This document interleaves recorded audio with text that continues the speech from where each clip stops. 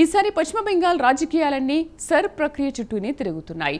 Sir ప్రక్రియ అంశం నేపథ్యంలో మమతా బెనర్జీ నాయకత్వంలోని పశ్చిమ బెంగాల్ ప్రభుత్వం అలాగే కేంద్ర ఎన్నికల సంఘం మధ్య దాదాపు యుద్ధం జరుగుతున్న పరిస్థితులు కనిపిస్తున్నాయి. కాగా ఈసీని ఎలక్షన్ కమిషన్ కాదు, బీజేపీ కమిషన్ అంటూ మమతా బెనర్జీ ఎద్దేవా చేశారు. ఈసారి పశ్చిమ బెంగాల్ అసెంబ్లీ ఎన్నికలు ఓటరు జాబితా ప్రత్యేక సమగ్ర సవరణ చుట్టూ తిరుగుతున్నాయి. ఇటీవల కాలంలో ఓటరు జాబితా ప్రత్యేక సమగ్ర సవరణ హాట్ టాపిక్ గా మారింది. ఈ సవరణే సర్క్ ప్రక్రియ అని కూడా అంటారు. కాగా సర్ అంశం ఇటీవల కాలంలో వివాదంగా మారింది. పశ్చిమ బెంగాల్లో అయితే సర్ అంశం నేపథ్యంలో మమతా బెనర్జీ నాయకత్వంలోని రాష్ట్ర ప్రభుత్వం అలాగే కేంద్ర ఎన్నికల సంఘం మధ్య దాదాపు యుద్ధం జరుగుతున్న పరిస్థితులు కనిపిస్తున్నాయి. సర్ ప్రక్రియను మమతా బెనర్జీ మొదటి నుంచి వ్యతిరేకిస్తున్నారు. సర్ ప్రక్రియను సవాల్ చేస్తూ ఆమె సుప్రీంకోర్టుకు కూడా వెళ్లారు. ఒక దశలో లాయర్ల సాయం లేకుండానే సుప్రీంకోర్టులో తన కేసును మమతా బెనర్జీయే స్వయంగా వాదించారు. ఒక రాష్ట్ర ముఖ్యమంత్రి నల్లకోటు వేసుకుని స్వయంగా సుప్రీంకోర్టులో ఒక అంశానికి సంబంధించి వాదనలు చేయడం అసాధారణ విషయం. కాగా సర్ ప్రక్రియపై వస్తున్న ఫిర్యాదులను పరిశీలించడానికి గ్రేడ్ 1 అధికారులను నియమించాలన్న ప్రతిపాదన వచ్చింది. అయితే ఇందుకు మమతా బెనర్జీ సర్కార్ వ్యతిరేకించింది. దీంతో ఏకంగా సుప్రీంకోర్టు రంగంలోకి దిగింది. ఫిర్యాదుల పరిశీలనకు రిటైర్ అయిన న్యాయమూర్తులను అలాగే పదవీ విరమణ చేసిన న్యాయాధికారులను నియమించుకోవాలని కోల్కతా హైకోర్టును సుప్రీంకోర్టు తాజాగా ఆదేశించింది. కాగా ఇది కూడా ఒక అసాధారణ విషయమే. ఈ విషయాన్ని స్వయంగా సుప్రీంకోర్టే అంగీకరించింది. అంతేకాదు రాజ్యాంగబద్ధమైన 2 సంస్థల మధ్య ఇటువంటి పరిస్థితి తలెత్తడం దురదృష్టకరమని కూడా సుప్రీంకోర్టు వ్యాఖ్యానించింది. ఇది వ్యవస్థల మధ్య అపనమ్మకాన్ని రుజువు చేస్తోందని సుప్రీంకోర్టు ప్రధాన న్యాయమూర్తి జస్టిస్ సూర్యకాంత్ వ్యాఖ్యానించారు. దీంతో అభ్యంతరాల స్వీకరణ సమయంలోనే సర్ ప్రక్రియ ఆగిపోయింది. కాగా సర్ ప్రక్రియను పశ్చిమ బెంగాల్లో జరగనిచ్చేదే లేదని మమతా బెనర్జీ కుండబద్దలు కొట్టారు. అంతేకాదు సర్ ప్రక్రియకు వ్యతిరేకంగా కోల్కతాలో ఒక పెద్ద ర్యాలీనే ఆమె నిర్వహించారు.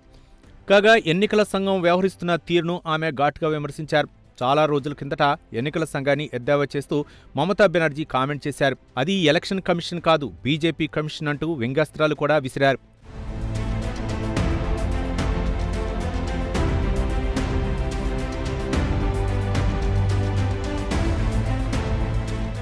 సమాజంలో ఒక వర్గానికి చెందిన వారి ఓట్లు తొలగిస్తున్నారనేది మమతా బెనర్జీ చేస్తున్న ప్రధాన ఆరోపణ. బీజేపీయేతర వ్యతిరేక భావజాలం ఉన్న వారి ఓట్లు జాబితా నుంచి తొలగించేలా ఎలక్షన్ కమిషన్పై కేంద్రంలోని ఎన్డీఏ ప్రభుత్వం ఒత్తిడి చేస్తోందని మమతా బెనర్జీ ఘాటు ఆరోపణలు చేశారు.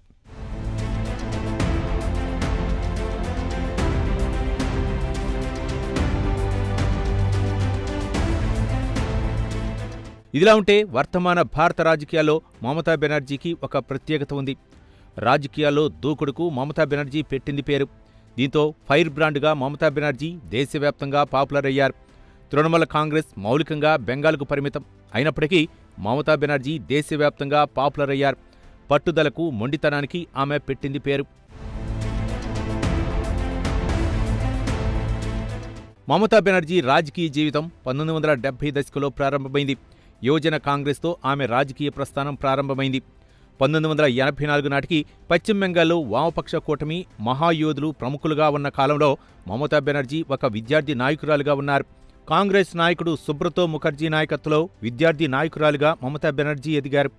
1984 లోక్సభ ఎన్నికల్లో జాదవ్పూర్ నియోజకవర్గం నుంచి సిపిఎం అగ్రనేత సోమనాథ్ చటర్జీని మమతా బెనర్జీ ఓడించారు. మమతా బెనర్జీ రాజకీయ జీవితంలో ఇదొక కీలక ఘట్టం. సోమనాథ్ చటర్జీ ఓటమితో వామపక్షాలకు ఫ్యూజులు ఎగిరిపోయాయి. సోమనాథ్ చటర్జీ ఓటమిని వామపక్ష నాయకులు జీర్ణించుకోలేకపోయారు. ఈ నేపథ్యంలో మమతా బెనర్జీ పేరు దేశమంతా మారుమోగింది. ఆ తరువాత బెంగాల్ కాంగ్రెస్ పార్టీలో కీలక నేతగా ఎదిగారు. మమతా బెనర్జీ దాదాపు 26 సంవత్సరాల పాటు హస్తం పార్టీలో కొనసాగారు. అయితే కాంగ్రెస్ అధినాయకత్వంతో వచ్చిన విభేదాల కారణంగా 1998లో కాంగ్రెస్ పార్టీకి మమతా బెనర్జీ గుడ్ బై కొట్టారు. ఆల్ ఇండియా తృణమూల్ కాంగ్రెస్ పేరుతో ప్రాంతీయ పార్టీని ఏర్పాటు చేసుకున్నారు. తృణమూల కాంగ్రెస్ ఏర్పాటుతో బెంగాల్లో కాంగ్రెస్ పార్టీ ఉనికి ప్రశ్నార్థకంగా మారింది. అటు వామపక్షాలతోనూ ఇటు కాంగ్రెస్ పార్టీతోనూ అలుపెరగని పోరాటం చేస్తూ బెంగాల్లో తృణమూల కాంగ్రెస్ను బలీయమైన శక్తిగా మమతా బెనర్జీ రూపొందించారు. తృణమూల కాంగ్రెస్ బలపడటంతో బెంగాల్లో కీలక నేతగా మమతా బెనర్జీ ఎదిగారు. ఈ నేపథ్యంలో 2011లో జరిగిన పశ్చిమ బెంగాల్ అసెంబ్లీ ఎన్నికల్లో తృణమూల కాంగ్రెస్ విజయం సాధించింది. దీంతో 2011 మే 20న తొలిసారి పశ్చిమ బెంగాల్ ముఖ్యమంత్రిగా మమతా బెనర్జీ ప్రమాణ స్వీకారం చేశారు. పశ్చిమ బెంగాల్ తొలి మహిళా ముఖ్యమంత్రిగా కూడా మమతా రికార్డు సృష్టించారు. ఆ తరువాత 2016లో జరిగిన అసెంబ్లీ ఎన్నికల్లో కూడా టీఎంసీ విజయం సాధించింది. దీంతో మమతా బెనర్జీ రెండోసారి ముఖ్యమంత్రిగా ప్రమాణ స్వీకారం చేశారు. ఇక 2021లో జరిగిన బెంగాల్ శాసనసభ ఎన్నికలు కీలకంగా మారాయి.